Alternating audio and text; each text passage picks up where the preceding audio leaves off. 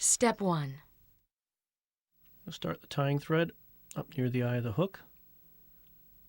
Again, pull down on the bobbin and snap the thread forward to break it. I notice all the May patterns of straight shanks. Yeah, the nymph profile is generally elongated, and these straight shanked hooks do a pretty good job of suggesting that.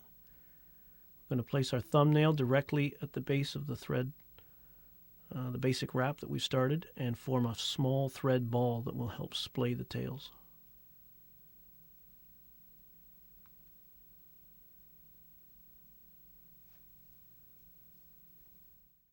Step 2. We're going to take 3 microfleck turkey flat fibers, trim them from the stem, then tie them in place, beginning at the midpoint so the tips of the tails extend about 1/2 to 3/4 of the shank length.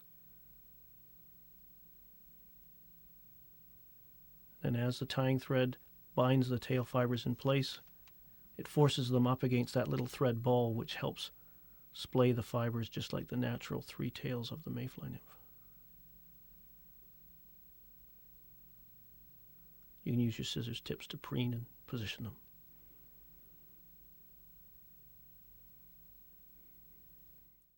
Step 3. I'm going to tie in along the near side of the hook a length of fine copper wire. Other colors of wire can be used as well, but I have a personal like for fine copper wire. Step 4. For the shellback and wing case, I'm going to trim out a narrow slip from a modeled turkey quill. You want to make your slip about half the gap in width. When you talk about half the gap in width, you mean if you were to insert it between the shank and inside the hook gap there, it would roughly fill in half the gap? Yeah, from the distance between the hook shank to the hook point straight down, that would be your measuring point. Step 5. We've taken the turkey quill fibers that we've coated with flexible cement, and we're going to tie them in place so that the most prominently marked side of the fibers will be facing outward. So to do that, we're going to tie them in place with the least prominently or dull markings facing upward, right at the base of the tail.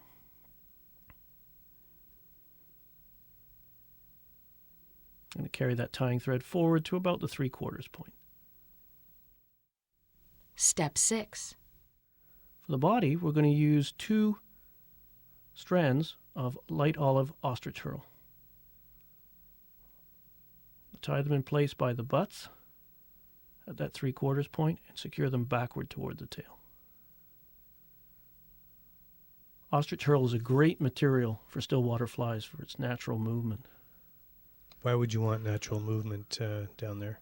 Well, in a stillwater environment, unlike rivers and streams, we don't have any current to help us animate the fly, so the total illusion is a combination of the materials we choose for the fly and the particular retrieve or presentation tactic we choose. So anything we can get odds in our favor helps us. The ostrich herl also, in the case of mayflies, suggests the prominent feather-like gills that these calabatus nymphs have along the sides of their abdomen. Step 7. With the body complete, take the prepared mottled turkey quill fibers and tie them in place over top of the fly to form the shellback. Do not trim the excess mottled turkey quill.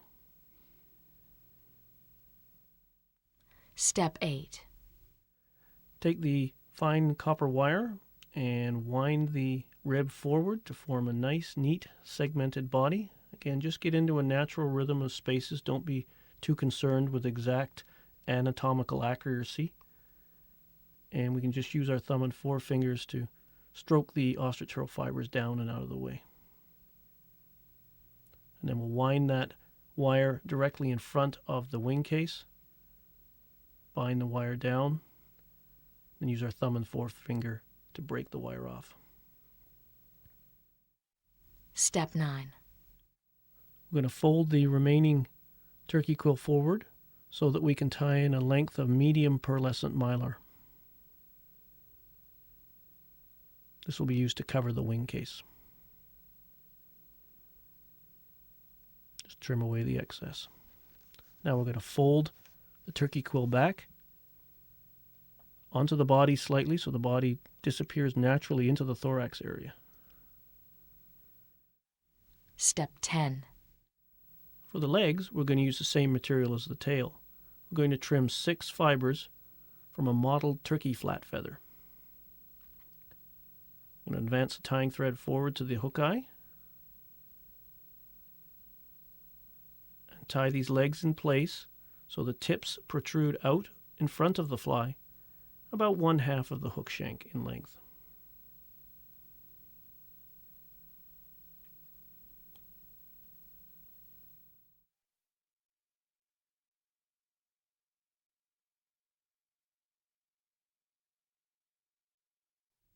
Step 11.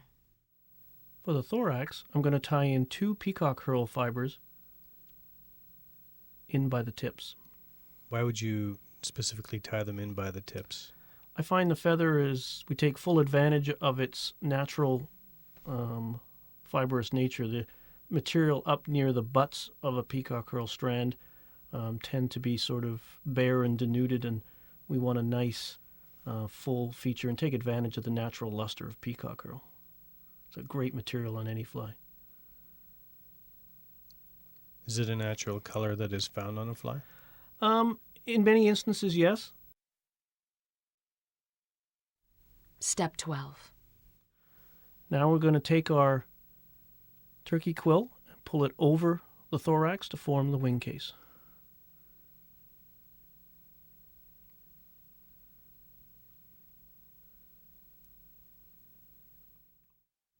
Step 13. Take the pearlescent mylar, pull it over top of the wing case, hold it in place with your thumb. Does this imitate trap gas again as well? Yeah, it's suggesting the trapped air and gases that the natural nymphs use to aid their emergent swim to the surface. Step 14. We've rotated the fly so we can see it better, and we're just going to sort of splay the fibers and divide them into 2 equal clumps and secure a clump down each side of the fly. This helps mimic the natural swimming posture of the natural Calibatus nymphs. I'm just going to hold them in a swept back position.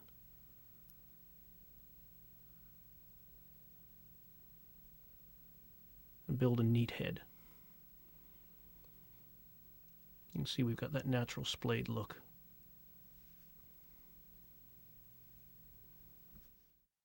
Step 15. Take your whip finisher, and we're going to whip finish the fly, helping build up the head, and then remove the whip finish tool.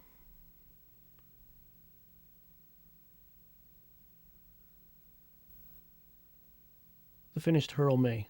It's a great pattern on many of the clear marl and Cara lakes mayfly nymphs love to inhabit.